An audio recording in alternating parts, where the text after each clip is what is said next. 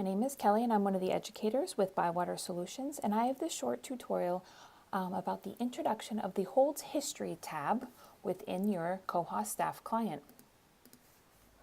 With the Koha 1711 upgrade, there is a new tab within the Patrons module that will show the history of that patron's holds, which I think is fabulous. I'm so excited for this to roll out with your new 1711 upgrade. You can see on the left-hand side, I have now a tab for holds history.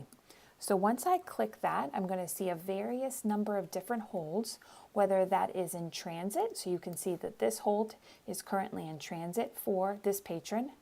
This title is currently waiting for this patron. I have two holds that were both fulfilled, so you can see that status over on the right hand side, and then I can see the any canceled holds, and I can see that cancellation date filled here. So this is a great new feature with the 1711 upgrade.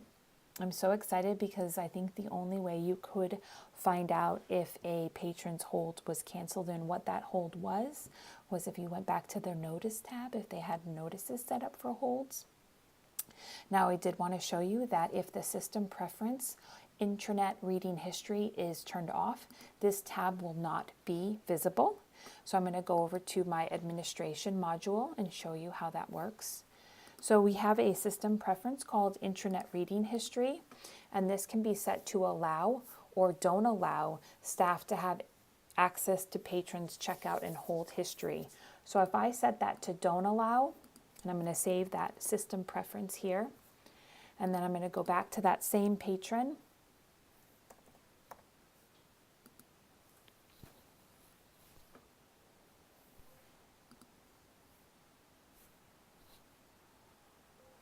As you can see, I no longer have that holds tab because we are keeping that privacy for that patron.